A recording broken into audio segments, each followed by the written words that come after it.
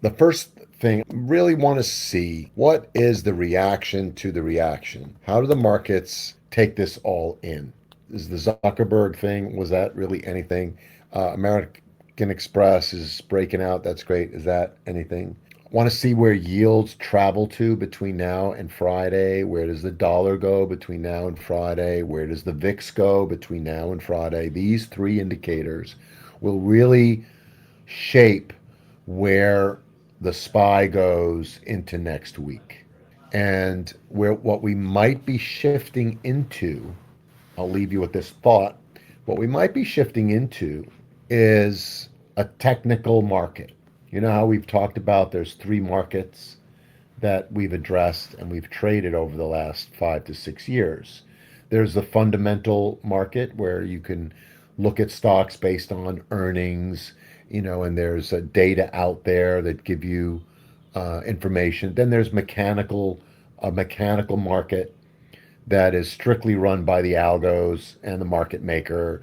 They buy the hedge funds and institutions are buying truckloads of out of the money calls. They're using zero DTE to drive the market, force the market maker into a squeeze, and market hits certain levels and triggers algos. And you can see the algo buying, it's just insane. It moves straight up or straight down. That's more of a manipulated market kind of thing, robotic market, mechanical market, whatever you want to call it. And then the third kind of market, which we were in when we first started Trade With Me Now, was a technical market where you could literally look at stacked moving averages, pull back to the mean, and trade to the upside, or stacked moving averages to the downside, break of the 50, a retest, fail, and then trade that down to the lower Bollinger Band. There were technical setups.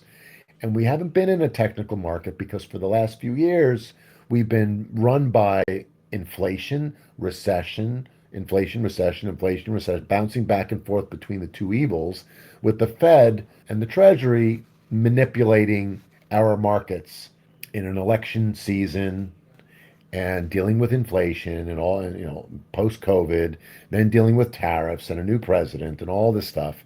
And so, it, on top of all of that, you've got the AI bubble, which is just pushing and pushing and pushing markets higher and higher and creating these bubbles. So now that finally the Fed is ready to lower rates and take a shot that the labor market is stable enough and weak enough that we're not going to trigger some crazy rebound in inflation.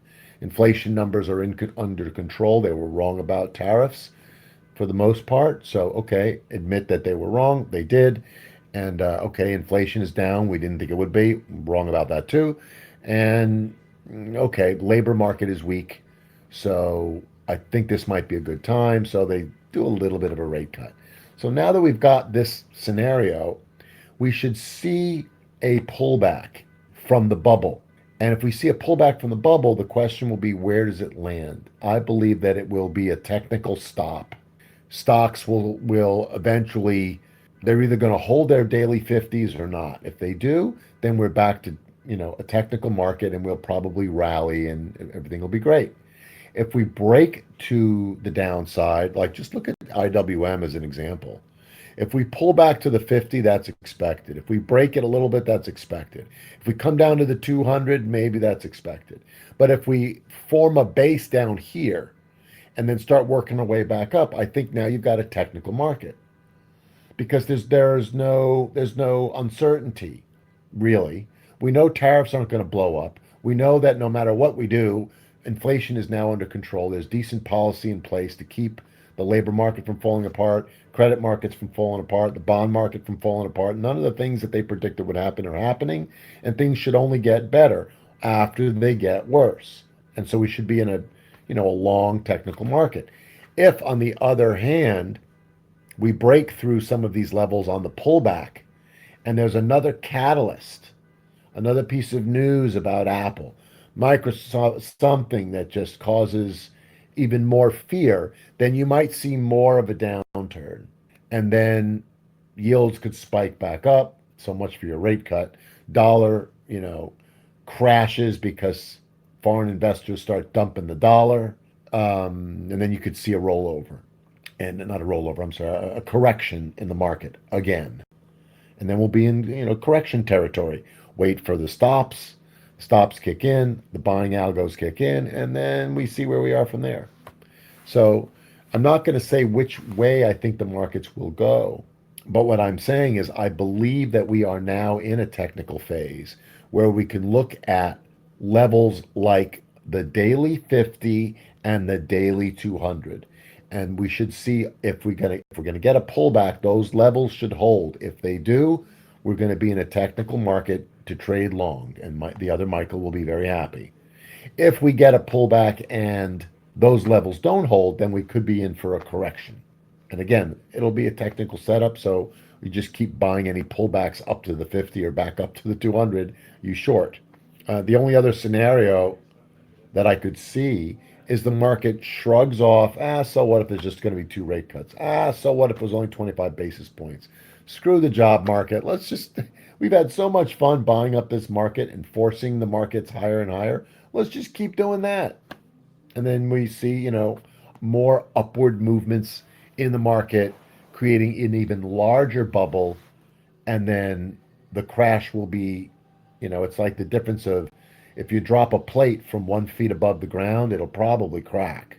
If you drop it from 6 feet above the ground, not only will it crack, it'll splinter into unrecognizable pieces. So if the market surges higher off of this piece of news, this Fed decision, then we'll probably have a much bigger. You heard another guru say, there is no other guru to you, Michael. I don't believe in pullbacks. This market doesn't pull back anymore. That's just nonsense. Of course it does. So what's this right here, Michael? Ask your guru. Can't believe you even listened to another guru. I'm hurt. I'm just kidding. Right here. Look at this. This was the end of July. Do you remember this pullback in July? Sort of a little double top, channeling here, then whoop, right down to the 50, like on a dime to the 50-period moving average. What's that called? Yeah, Michael, that's a brilliant answer. So what do you call this? An entry. That is an entry. It's exactly right. Yeah, great. So that's a pullback. What's this? Look at this. Get up to the upper Bollinger Band, and what does the market do? It pulls back, and then it gets bought at the daily 20.